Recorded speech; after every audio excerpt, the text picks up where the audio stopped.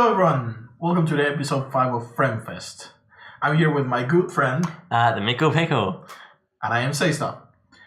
And tonight we were gonna talk about something that's been a lot more important back in the 90s. I don't know if any of you guys remember, but back in the day, I mean, it's still a topic now, but back in the day, it used to be that everything went back to all players want is good graphics. Oh, yeah. That's what made a game back in the golden time. But...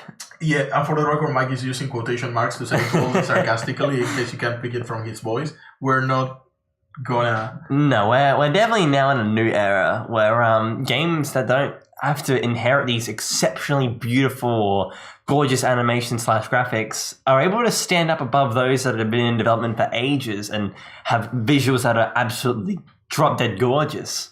A big example I could recommend would be Undertale, which completely tried to simulate the SNES-like home, what was it, Motherland? I've forgotten the game. Was it just Mother, the Earthbound. Yeah, Earthbound, that's it. Motherland. Tried to simulate graphics very similar to that, and it is an outstanding game. It's been praised very highly, and I think you hit the nail right in the head, because indies are usually the kind of games that don't go for quote-unquote good graphics in the sense that they don't go for hyper-realistic stuff. They can. Sometimes they do. Instead, what they do is they focus, in terms of visuals, they focus on aesthetics, like basically to have a visual identity, rather than something that is super photorealistic. And of course, indies, as much as many, I don't want to say all, but many games today actually understand something that they like. Industries and fans didn't get back in the early 3D era, which is gameplay is king. Yeah. And not just gameplay, of course. There's a game that, like, a game doesn't need to have gameplay to be a good piece of art, but you know what I mean. Yeah, for sure. And you could argue, and I would totally take on anyone in this argument, that Angels of Death is an excellent game, despite the fact that it really doesn't have any gameplay to it at all. It's an amazing game. I will fight you. I'm just saying. Is it true that it's getting an anime? Can you tell us a little bit about the story of... because I've seen you stream it quite a couple of times. Maybe some of the viewers haven't. So maybe explain to us a little bit of what Angels of Death is about and what's its development story. Sure. Okay, I'll give you a quick rundown. First things first, the game was its own indie thing, and then a manga was based on top of it, and then the anime that's coming out next season is based on the manga. But the manga, in a sense, simulates everything that is the game. The story and the premise is simple. There's a girl named Rachel who wakes up in an unknown location. And it's very reminiscent of a death game / basement-like area. And she finds out a very devastating secret from a killer on one of the floors. I won't go into detail. I don't want to spoil anything. But upon finding out this, she has no reason to live. She doesn't want to live anymore. And then she runs into a person by the name of Zach, who is one of the floor's guardians. He's a bad person, naturally. He's a murderer. But then the two of them form this bond where she asks him, if I get you out of here, will you kill me instead? And he agrees to those terms, and that's where the bond comes in. That's where that's where the story elements are. And I'm really hoping that the anime will focus on that. It seems like it will if it simulates the game. But it really is just a tale of two people from completely different worlds meeting for the first time, and it's their experience through this hellhole of a death game-like area. And this is, for the record, a sort of adventure puzzler kind of game. Yeah. So I think in the lines of Resident Evil without zombies. Yeah. If that makes sense. That's actually a very good comparison. Well, actually, I think a better comparison would be Monkey Island, except without a point-and-click element. Radio. I just can't think of any others, but there's a bunch of games. You probably know what I mean. Back to the topic of good graphics. Yes. I'm sorry, I cannot say that without making fun of it.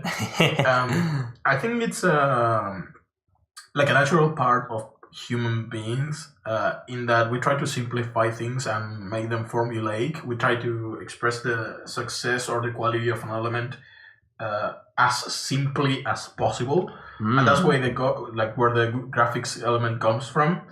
And I think the same happens with when everyone claims that every game should be open world. Or they claim that every game should be like this, or that back in the day where every game should be a shooter. Right.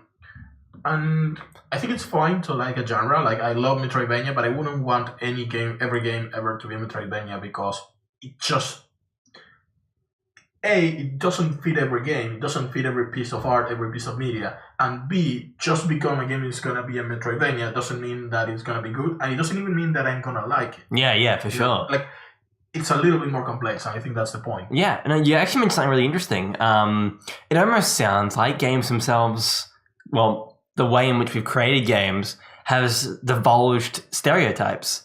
And it's indie games themselves, the ones that challenge the stereotypes of good graphics and astonishing gameplay and whatnot, that actually modify or bring about new stereotypes.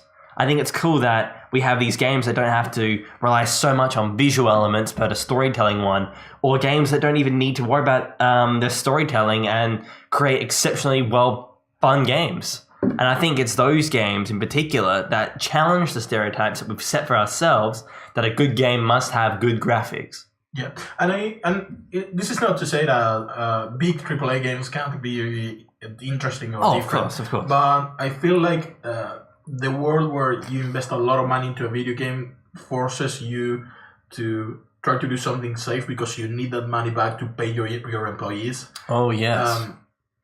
And also the same world where the small guy needs to be different to compete with the big guy. Yep. It's very conducive to this situation where you see a lot more nuance and experimentation from small indie studios compared to, like, say, big AAA ones.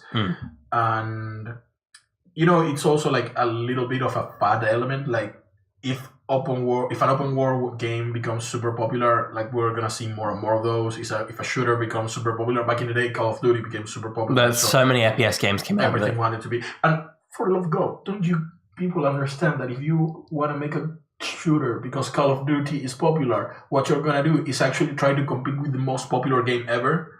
Don't you realize that you're actually trying to compete with that popularity? Not replicate it. Yeah, exactly. You're not gonna feed on it. You're gonna be starved by it. That sounds like YouTube. Sorry, I just had a... Doesn't that make sense? I just had a hit in the heart. I just realised I can't feed off of other people. That's a shame. How else is my channel going to grow? Main abyss content. That works. Please don't eat me. Anyway. I give you apple juice. Don't eat me. No, you're right. By the way, this apple juice is great. We've had it for the past 5 episodes. It's amazing. I know. It's pretty much become a tradition. We should be sponsored by it. Yes. Anyway, let's leave it at that.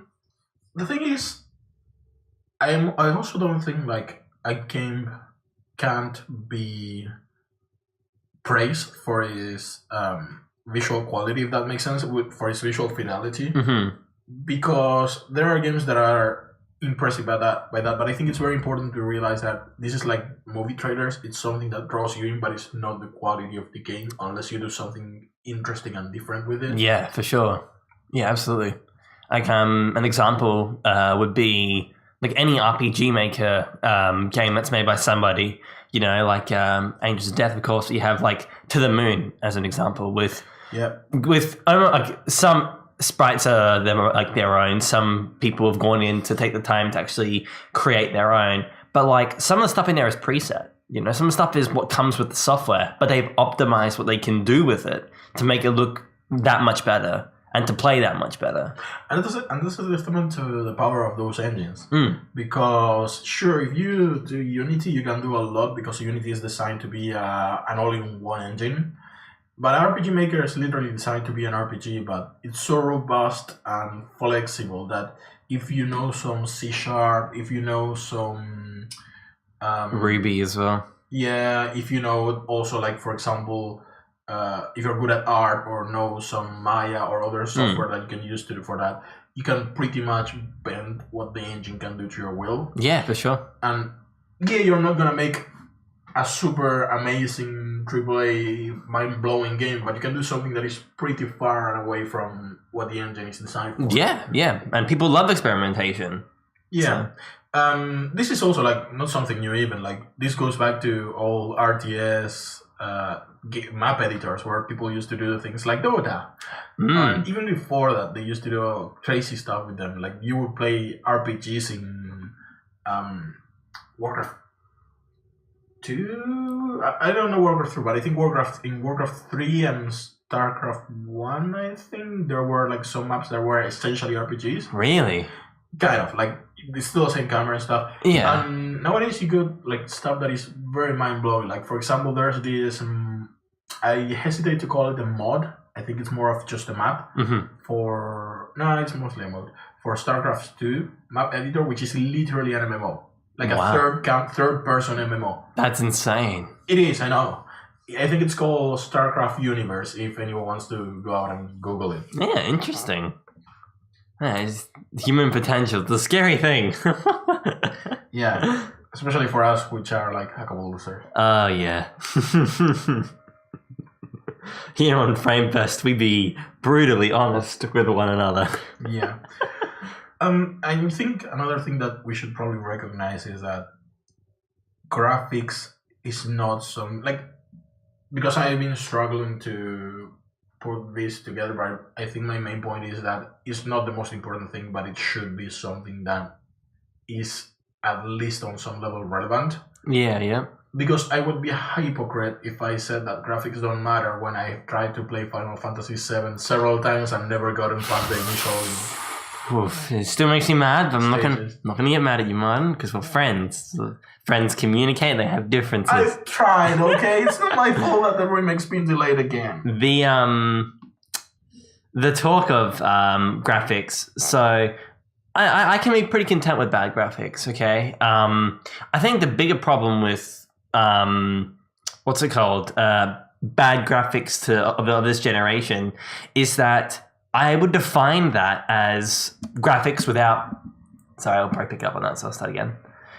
The biggest problem, I think, that's associated with graphics when someone calls something bad isn't necessarily the visual element of it. It's more graphics need to have some kind of motivation. They need to be displayed the way they are for the sake of a reason. And I think some games just tend to throw something at you and they expect you to understand that reason. And I think it's a problem with bureaucracy and production teams because I feel like this is something that most AAA companies fall into because of higher up management that is more concerned with the business side of things. Right.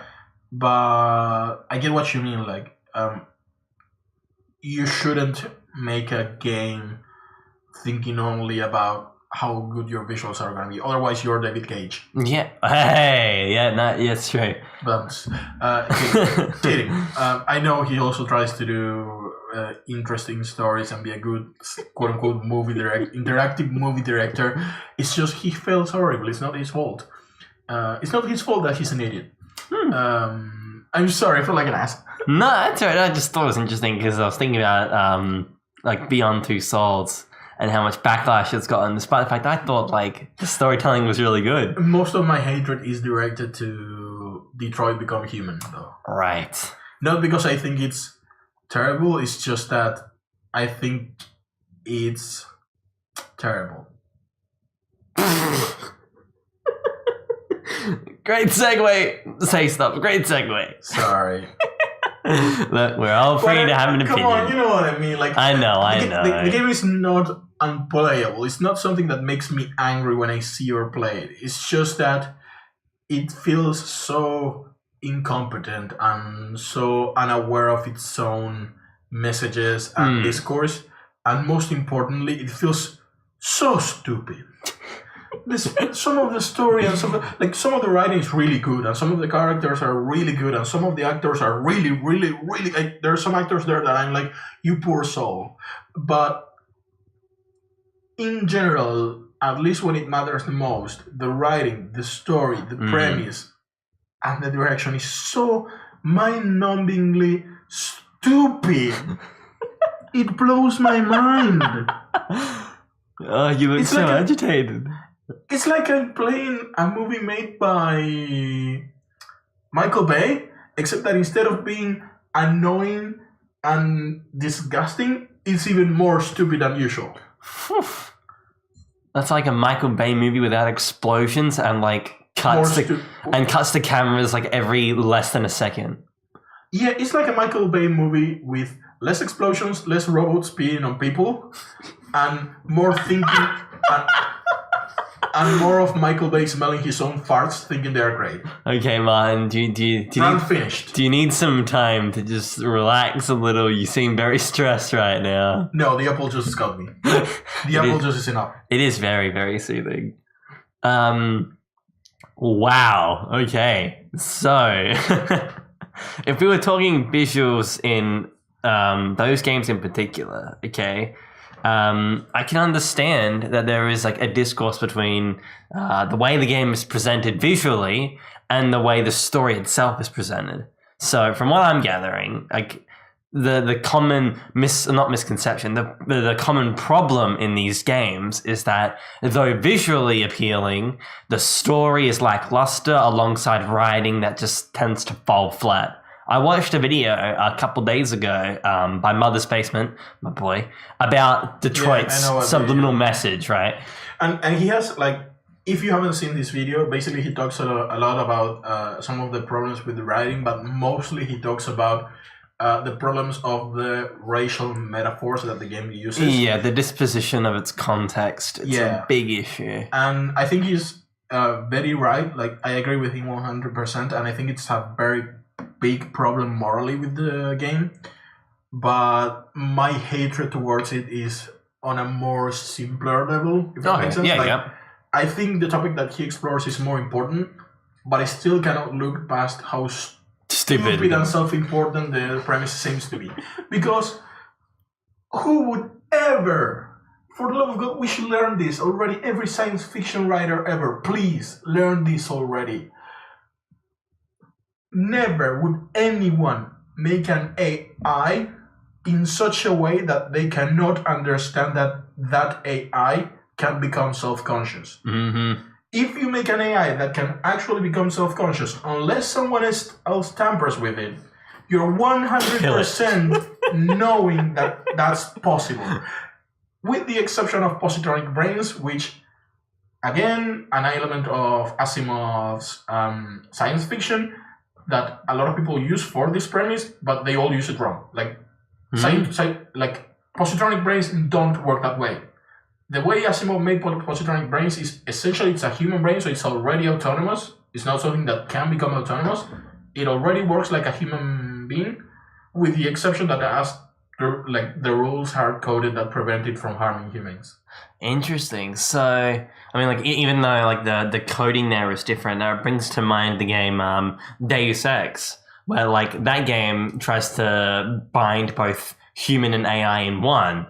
Do you think, have you played Deus by any chance? I played a bit of, like, a couple of them. I haven't played the latest one, but I've seen, like, a lot of footage from it. I also have a friend who's a really big fan of the franchise, so I got a little bit of contact with it. Yeah.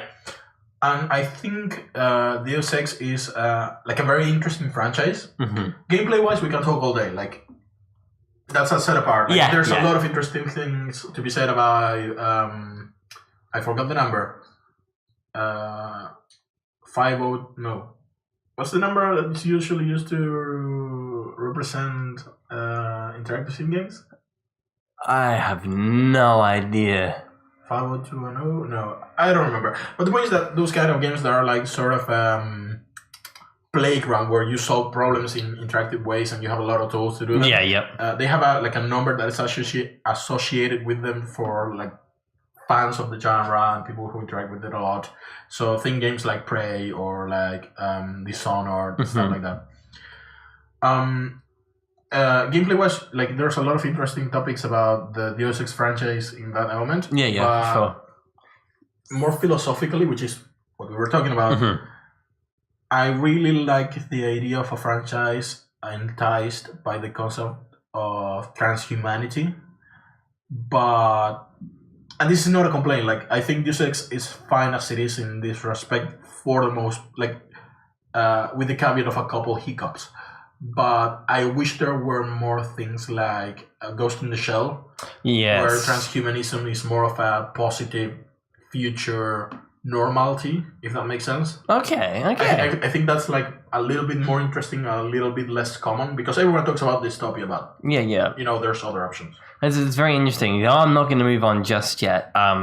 There's a huge segue here into the next topic I will be covering a bit later. Keep in mind, everybody, this exact area of thinking, the idea of branching two different entities almost as one brain and showcasing the effects of that, whether they be good or bad. Because in the next topic, we're going to go through that and I'll have a lot to say, like an exceptional amount. So get ready. Anyway, back onto the visual elements of gaming. I'm curious as to your thoughts on like visual storytelling in the sense that how visuals themselves aid the way in which a story is presented. In a gaming sense, you'll have Final Fantasy 15, best example I can give, with like gorgeous visuals and whatnot. But like the story takes place over a certain amount of time, and it's not always in the exact same order of like a traditional game, right? You have your beginning set up first, and then your end at the end. You start somewhere close to the end, then you're at the beginning, then you work your way through, right? I'm wondering whether or not you also believe that like visuals themselves and showcasing a different time and space is important in storytelling in a video game. So that's an interesting question, and it's a little bit of a tall order for me to answer, but I'll try. I feel like visual elements are really important in storytelling of any kind, even when it's say like a song or a book that doesn't have strict visual interpretations, because even in those cases there's the concept of mental imagery. But I do not think that importance of visual storytelling equates to importance of visual fidelity, if that makes sense. Can you explain? It's in a more like layman's example. Yep. It's not important to me that a game looks realistic or quote unquote good, but it is very important to me what the game is trying to say with its visuals. Very, very, very true, man. If that makes sense. Yeah, no, absolutely, totally agree. And I think this is a difficult question, because if we were talking about any kind of other audiovisual media, like say movies, anime, TV, anything like that, it would be a lot easier, because it's the kind of things that you do through visual storytelling, like as we spoke about a couple episodes ago, for example, in the first few episodes of Darling in the Franxx, how they tell you about a lot about the world just through visuals alone. Visuals and immersing you in it without like really telling you. But in video games is that squared, because you also have a lot of elements of you need to make sure that the viewer will either get it or that the viewer will have agency over what they see. So for example, you cannot just use a cinema. I mean, you can. It's just not a good idea to use a cinematic to show something that is visual storytelling. It's much more effective if you're in there playing around with it. Exactly. Yeah. If you build the game in such a way that the player will discover that. If that makes sense. No, you absolutely have to use when talking about games similar, using that sort of technique, you absolutely have to have a hook in some way. And most things rely on visuals. I mean, and again, a quick example, Subnautica. The moment you start in that game, the moment your pod's out, what's the first thing most players do? Well, there's a huge ship that's crash landed in the ocean. I want to go look at that. I want to go swim over there. Needless to say, if you swim over there, you die because there's toxins. So noob tactic. But like naturally, it's visuals that kind of draw people in. Yeah, but that's kind of brilliant though. Because first of all, Subnautica has a lot of elements, like it combines both. It has good visual fidelity, but it's also very aesthetically different. Like if you put it next to any other AAA photorealistic game, you can still tell it's Subnautica because its visuals are so unique. Yeah, for sure. But the way the game starts, it's clearly made so that the spaceship will call to your attention. They are trying to make you, by your own will and volition, go to the ship and die, so that you will learn that the ocean is dangerous. Yeah. So I feel like that's very good game design, in addition to very good visual storytelling. Oh yeah, for sure. Though it's not pleasant in VR, I will say that. My gosh, I have never been more afraid in virtual reality ever. I hate the ocean, so jumping in it in VR was a terrible idea. I was watching a friend stream it a couple of days ago, maybe a week or two, and she like she was just playing and showing like all of these animals and stuff, and my instant reaction was, man, I cannot wait to one day play this game in VR so that I can live my horrible nightmare of having a whale swim over me and make me go nuts from vertigo. Yeah, no, it's pretty freaking bad. I mean, it takes a little while to get over the motion sickness because that's always apparent. But thankfully, I'm often very good with that. Yeah. Oh, I started really bad when I first played VR. Like, I know we're getting off topic a little bit, but when I first played VR, I had to take my shirt off and my pants. I was wearing jocks. Hold on, man, and you can put your eyebrows down. Eyebrows are down. Like it just got so sickening and gross. Like I literally could not sit in there, and then I kept going in and out of it, and yeah, it felt better and better. It's hard when you're sitting and playing in VR as opposed to standing in it. That's my philosophy. But anyway, not to include a surprise topic in the middle, but I think it's interesting to talk about it.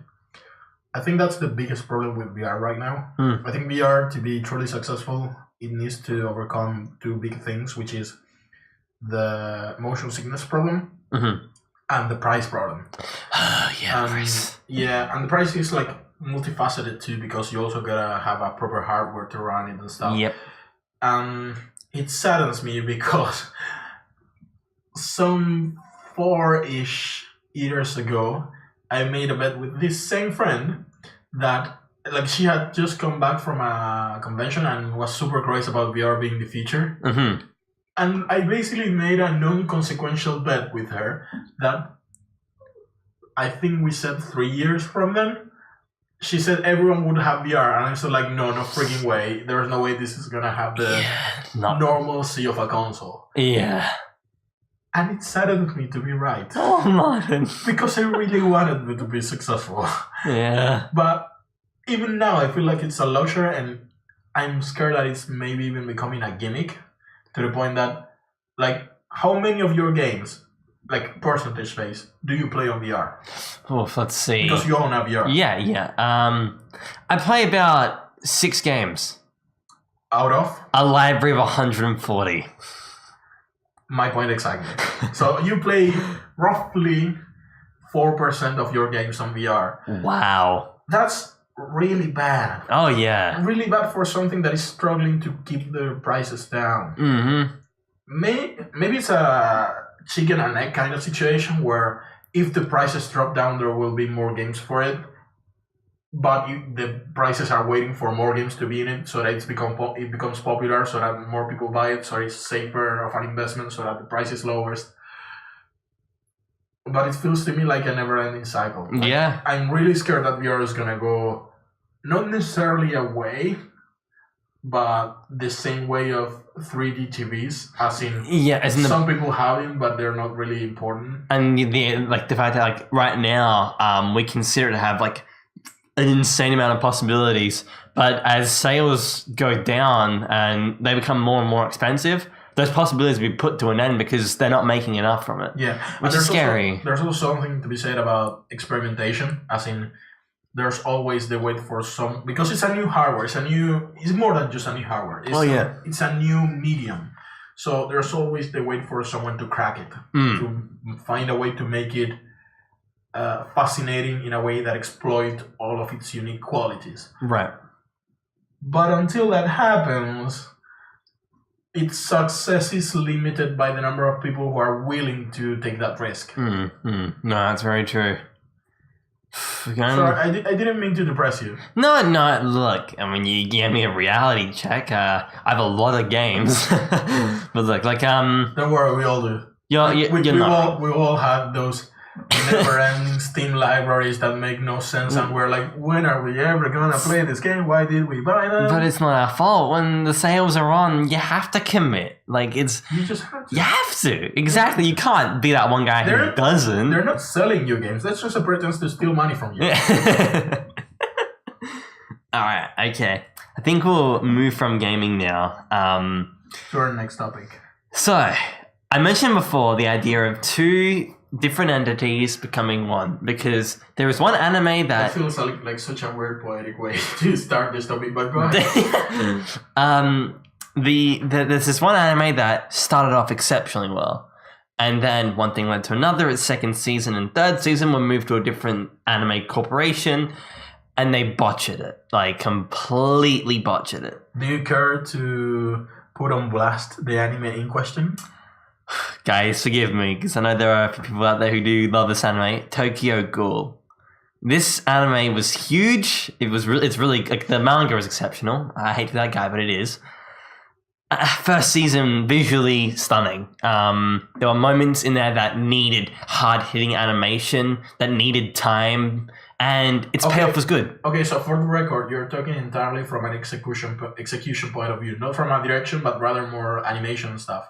The manga's been more focused solely on visual elements alongside the story. Yeah. But I will criticize the anime for what it is along this as well. Not as prevalent, though. Yeah, but my point is you're not so worried about what they're doing with the story, but rather... Oh, no, I am. Oh, okay. Oh, it's bad, man. Okay, so it's a full-on butcher to the entirety of the spectrum. This is a huge rant about Tokyo Ghoul Route A and its new season, Tokyo Ghoul Re. Oh, God, I'm getting nervous because I'm ready. We're listening. I'm ready. Okay. First things first, let's quickly summarize the plot. You have a world infested with two different sides. You have the world of humans who live alongside these entities called ghouls. Now, ghouls have the exact same visual appearance as normal humans, but they have weird abilities, I guess you could say. Like, extra limbs grow out of their back and they're used to hunt people, and they can only eat human flesh. Anyway, we have a main character who ends up in an accident when being confronted with a ghoul, and upon this incident occurring, he requires an organ transplant, so they take organs from the ghoul that attacks him and puts them inside of him. This makes him half human, half ghoul. That's the whole segue I was trying to make earlier. But, as cool as this sounds, the first season absolutely... Really? To me, it sounds edgy. It's definitely edgy. You should know me. I love it. It's lordly. Keep going. Sorry. I'm just yanking your chain. No, that's all right. First season does this exceptionally well. It shows a character who's exceptionally defenseless and weak, who goes on to become this incredibly intense and emotionless character, which is actually a really cool change, I thought. And then, ladies and gentlemen, they decide to pass the huge project, this huge, ambitious anime. For the record, I don't think it's ambitious in an artistic kind of sense, but I think its success does make it a big deal. If that makes sense. Honestly, it felt like a movement almost, because we hadn't seen many animes that centered around this sort of thing. Well, calm down, cowboy. Anyway, it was then moved to another anime corporation, and here's what they did. Number one, they decided that they were going to base the series on the original story as opposed to the manga. Do you know what the new production company is? Can't remember the name. Okay, go ahead. Anyway, they decided we're going to stick to the first official writing of the story. Now, yes, people are going to say, well, that's good. They're sticking to the original origins, right? But that was the original story. That was the manga. There were two different things.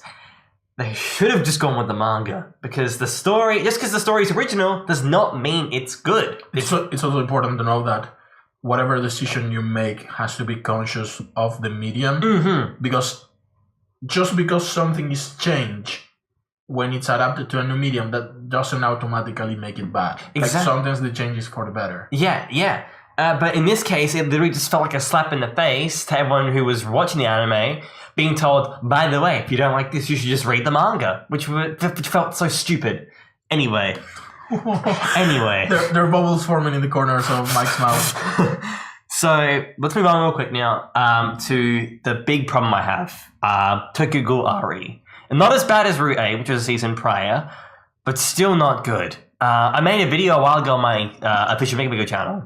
I said I had high hopes for the season because the first episode simulated the very first few chapters of the manga. So I was like, okay, cool. They went, you know what? The original story isn't working. Let's follow the manga.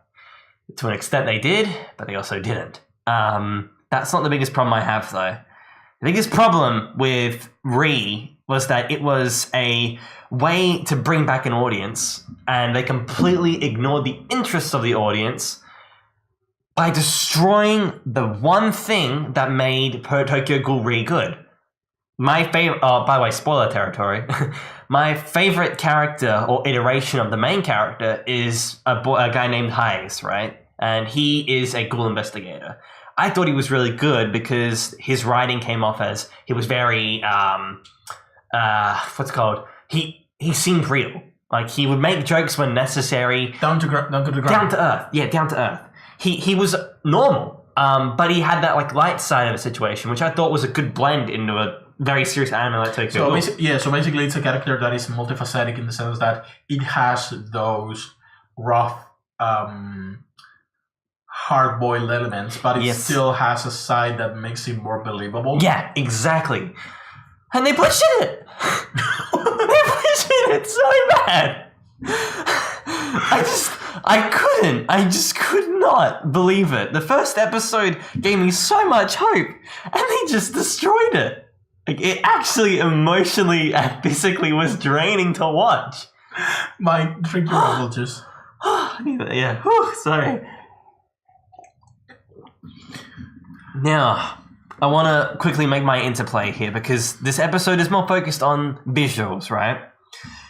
Yeah, but I think you bring in an interesting point because like there's a lot to talk about there. Yeah. For the one, you could talk about the difference between the studios and how projects changing hands is problematic. Not to go back to video games, but every time I talk about Dark Souls, I did it. Oh, he's done it. He's made the segue, ladies and gentlemen. There we go.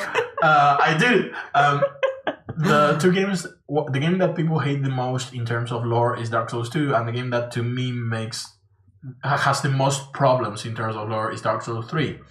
And lo and behold, of all the 5 games in the franchise, those are the 2 that actually had more than one director. So... And this happens with anime too, right? Like, direction is very important and vision is very important in the sense that it helps the piece be one single thing. Yeah, as opposed to a replica or something. Yeah. And it's not necessarily because of stuff changes, but in anime it's very, very common that certain shows change a lot towards the latter half and become completely different things. So sometimes for the worst by far. We were just talking about what's going on with Darling in the Franxx. I don't want to talk about that right now because I really want to talk about it when the show is finished. Yeah, for sure. But that's a good example. Yeah. Other examples are, for example, Charlotte. Oh, Charlotte has a lot of problems with it. Personally, I don't hate it as much as most people. I kind of like it. But I do agree that the final episode is pretty disastrous. It's a bit too out there for the series. It's definitely not what we were conditioned to watch. Yeah. So, which I guess I understand the complaints there. Overall, it's a good series, but I can agree the last episode felt a bit lackluster. I had the same problems with a lot of people, right? Oh crap! I forgot the name. I might know if you can give me a rundown. War between humans, Earthlings and the dynasty in, I think, Mars that have the technology of this super mecha. And the princess of Mars goes to Earth. Al Noah Zero. Al Noah Zero, thank you. Al Noah Zero is fantastic. The latter half of the second season makes no like why is there a final fight again? And the same is true for Knights of Sidonia. I thought the first season was amazing. I thought the second season made no fucking sense. Right. But this happens a lot. Oh yeah. Right? Like, anime seems to have a big problem with finishing. Yes. No, very true. And I think a lot of that has to do with the pressures intertwined between the production team trying to make something that is popular and the creative side of that same team trying to make something that is a piece of art. And that's how you find things like a lot of fan service in shows that are actually pretty serious. Yeah. Kill la Kill is an example. I actually think Kill la Kill is the opposite. I actually think Kill la Kill is one where it actually works because they take the fan service and acknowledge it. They make it part of the show in a way that makes it not forbidden and not something shameless. Oh yeah, no, something they embrace. Yeah, no, I totally agree. I thought when I said like Kill the Kill, I meant like it as a serious undertone. Like it's about personal acceptance, first things first, as well as like the idea of presenting yourself. You know, the whole use of clothing being like a segue into it. I don't know if Kill la Kill tries to be super serious in its message, but I do agree there's some of that in there. Yeah. And I kind of appreciate this idea of intertwining the quote-unquote nudity fan service that they seem to need and embracing that into the premise of clothes as a thing don't make sense. Yeah. But anyways, back to what you were saying about visual quality elements and the Tokyo Ghoul problem. Okay, as we will begin to call it. Angry Pickle engaging once more. So... Would you call yourself a red pickle? Oh, that's a good one. I'm going to write that one down. I have a huge issue with the visuals mostly because there was one scene in particular, and this is going to sound kind of crazy, okay? There's one scene in the manga that is recaptured in the anime, okay? Anime has possibilities. It has the use of music, it has the use of visual elements itself and voice acting to bring home a scene, to elicit responses from viewers, right? It has so much potential to just grab them and like shake every emotion out of them, right? Yeah, and the motion of animation has a lot of presentation properties that are super useful. Quoting the guys from the webcast with Mother Investments and stuff, it's so good for emotional things simply because it has this quality of characters ugly crying in a way their faces just melt. Yeah, very true. You cannot easily do that with people. So my question to the company who came up with RE. We will make sure to get them this message. Yes, please do. How does a single frame in a picture book somehow manage to elicit so many more responses from viewers than an anime does? By this, I mean the manga had one panel, just one panel of the main character being hugged by somebody who's like trying to comfort him and saying, it's okay, you're you and that's what's important. Beautiful. I thought it was absolutely amazing. How did the anime take that exact scene and just completely butcher it? Same writing, but the visuals, the pacing, oh, jeez, man. It completely ruined a scene. So I haven't watched this, but I feel like what you're talking is the exact opposite, or like the same principle, basically, but applied in a bad way instead of the right way. Yeah. For most of the actual important scenes in Erased. Because I feel like what you're criticizing here is what Erased does right. Okay. In the sense that a lot of its visual storytelling is not unique new information, as in by watching carefully you learn more, like with for sure. Instead, it reinforces what's going on. Yeah, so it's basically good direction. That's right. And for example, when you see them talking in the park, the way the scene is framed is pretty good.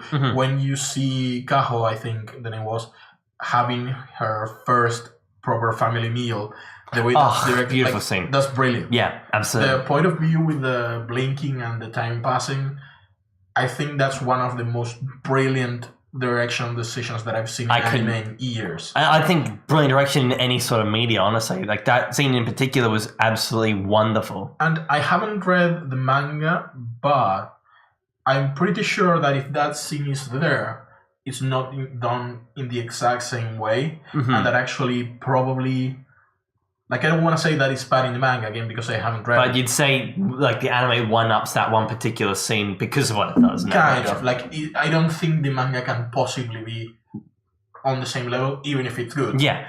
And I think what you're talking about has a lot of this. Like, you can say something several different ways. The way you say it matters a lot. Yeah, for sure. It's just like it's frustrating because like Tokyo Ghoul has such a big fan base. As people who are like really trying to like grab hold of the series again. Because when first season came out, everyone loved it. Second season came out, so many people dropped off the wagon. They were like, "No, this is god awful." They had a redemption. They had time. They had so much time to put something together. And it hurts because that scene in particular in the manga was one of my absolute favorite scenes. And it was one panel long. It was one picture of just two people one person being embraced. And the anime just, oh God, I'm thinking about it now. It makes me so mad. First things first. You do sound mad. First things first, okay. When framing something, you want to have both of them close together. It's a nice, touching moment. You should feel the embrace of the two, right? You should feel the low of distance. You should feel how the personal space is consensually being invaded. Mm-hmm. You should feel that warmth, almost. What the anime does, we'll just push them over in the left side of the screen and let them have their little moment over there. Whilst we look at some books. Are you kidding me? Are you kidding me? It was god awful, Martin. It sounds to me that is not so much a problem of not caring, but rather a problem of lack of skill. And I don't want to sound harsh, but that's the best way I guess. But it's not. It's just like. Sure, you can do the whole, but it's like an attack on the normality of making film. Experimental studio, get out of here. We don't need you right now. Sticking to the source material. The other way around. Because I'm just saying, people will probably argue like, but maybe it's trying to do something different. Sometimes different isn't good, okay? Especially in a story like Tokyo Ghoul. I would argue that it's not trying to do something different. Yeah, I'm the same. Not showing... Like, showing by not showing is an actual thing. I just get the feeling that that's what they were trying to do. They just screwed it up, if that makes sense. Like, it's just the way it's done. Like, the moment you decide to do it and all that stuff is not the right decision. Yeah. But it consciously hurts. I'm sure many people agreed. Thank you. Now, there's one more scene I want to talk about in particular. When we talk about presentation of story and style, music is a big thing, right? I mean, sure, you can elicit responses without it, but still. Music is one of the things that people tend to not think about as much while watching. Maybe after, especially with anime and soundtracks. But at the same time, it can easily destroy or elevate a piece. Yeah, for sure. Absolutely. It's like one of the most important elements that you don't really notice as much. Yeah. I mean, sure, sometimes a scene can go without music, and that's fine. But when there's scenes with music that has motivation, like usually the payoff is that you're aiming for something with that piece. Yeah, but also like even if it doesn't have music, that's also a conscious decision. Yeah. So the problem I had with because that's what this is about. You look so happy. Okay. So, you know how we talked about openings a while ago? I don't think the episode is ever going to be released, but we talked about what makes a good opening and whatnot, right? There was one I didn't mention. I think that's the episode we canceled. Yeah. We were talking about what makes a nice opening. We pitched our favorites and whatnot. There was one I forgot to mention. Okay, Tokyo Ghoul's Unravel opening, the very first opening that's in the series, is really good. Mother's Basement agrees. He portrays it. He talks about the visual symbolism and the pacing. I haven't the opening, yes. Yeah, it's gorgeous. Okay, it's a good opening. So when it's used in the anime, it's been used twice so far. The very first time it is used. You mean the song within the actual story? Yeah. It's been used 3 times, but let's focus on the more big part, okay? It's used at the very ending in the first season where Kaneki... Spoilers, by the way. Yeah, spoilers. Where Kaneki finally undergoes his transformation to the white-haired psychopath. Whoa, spoilers! Whoa, I gotta slow down. That was a couple years ago, but still. No, I know, but I said spoilers as in minor stuff, spoilers coming ahead. No, actual big spoilers if you're intended to watch this show that is... Okay. I already butchered. I know. That's why it's not that big a deal. I just got surprised, okay? and for the record, I don't want to ostracize anyone that is thinking of watching this show by saying, this show is as many years old, because I have friends, and I've been one of those guys too, that only watch stuff that has been around for several years, because they basically base the list of priorities of what they want to watch based on popularity, based on how successful. Because that way you avoid fiascos like the ending ended up being bad. Yeah, and whilst when you have like a valid response and people saying, "Oh no, overall it's really good," you can usually make the assumption that it will be good. Like for example, today you absolutely know that you must watch Full Metal Alchemist Brotherhood. Yeah. Back in the day, during the first 5 episodes, someone would probably have told you, "Oh no, it's just all the same stuff. Don't watch it." Yeah. But so back onto the music thing. Yeah. So it's used at the very end of the first season when Kaneki undergoes his transformation, when fighting Jason, and it matches perfectly because you have a character who's finally undergone his change to become something else, to overcome an obstacle, and the song's about losing oneself to become something else, right? Great mismatch, great match. It worked really well. The pacing of it was excellent. So then it is used in during a fight that doesn't have too much relevance to the lyrics of the song, which isn't a big deal. But when we heard that song, when we saw the fight unfold in the first season, we were blown away. We were like, this is iconic. This is a moment. This is a moment we get to experience. It's incredible, right? And then they reused the song in a fight that is poorly animated, poorly scripted. Did I say poorly? Because it's really freaking poor a fight. It's terrible, okay? You're so mad. The moment they use that song, they've completely botched its meaning. Like, when I remember that song, when I hear that song... Yeah, they use it more for the hype factor rather than the actual meaning of it. It almost was a nostalgia thing. It's like, don't throw that in there. Yeah, so I did it again. It's like Dark Souls 3. Oh, it's 2. I'm back, baby. There's a lot of elements in that game that are just there for the fan service, and that's kind of irritating because the entire franchise is like a lot of what makes the entire franchise good is the intentionality and meaning behind everything that you see. So when something's just fan service, it loses all of the meaning that its connotation used to have. Exactly. Look, nostalgia can be fun at some points, and sometimes mini throw-ins can be good too. But you can't rely on it. Don't put nostalgia where actual meaningful story. Exactly, and that's exactly what Ree thought. They were like, "You're so mad." If we put, I've never seen you this mad. When Ree decides, you know what, we're going to use this song because it worked really well in this fight, it made me so mad. I was mad. Everyone in the comments was like, whoa, that was so good, man. Like, it used Unravel. Did not see that coming. No one did because it shouldn't have been in there. It shouldn't have been in there. They took a song that represented a particular scene that went down in history. Like, you will think that song and you'll think Jason and Kaneki's fight. Mike. Now it's ruined. Mike. Repeat with me. Okay. If you disagree, go to the comments. And fuck you, fight me. I'm not saying that, but you can fight me. I'm not saying the other part, Martin. Calm down. But it's a meme at this point. I honestly no, but seriously, like, I'm willing to fight this one out. Like, cause it was wrong. It was completely wrong. So you heard it, guys. Go into the comments and call Michael out. Yeah, call me out. I'll fight you, man. I'm ready. This Ree makes me so mad, man. Relax. So I want to close out the podcast, but by asking you something regarding this topic. Sure. Do you think this is gonna lead to Tokyo Ghoul, the anime, getting cancelled? Yeah, I do. Wow, really?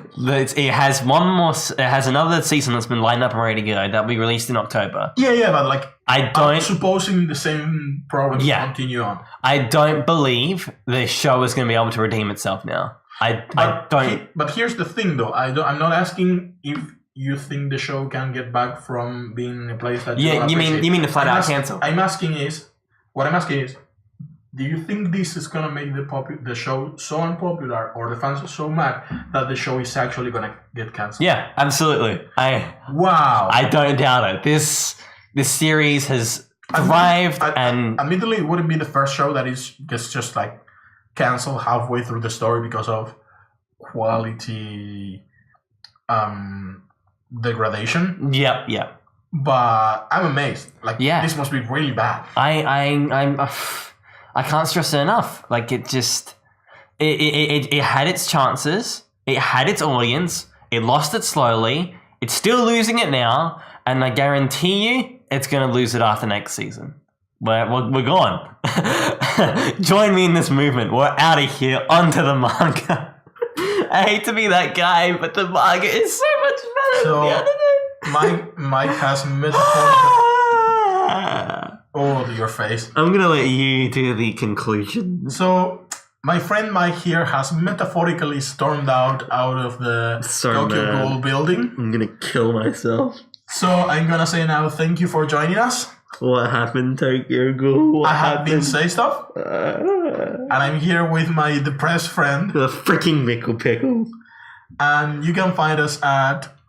You can find me on Twitch under Mickle Pickle, as well as Twitter under the exact same name. No spaces, that's MICKELLPICKELL. And you can find me at Say Stuff on Twitter, twitch.tv/SayStuff. Maybe sometime ever if the planets align.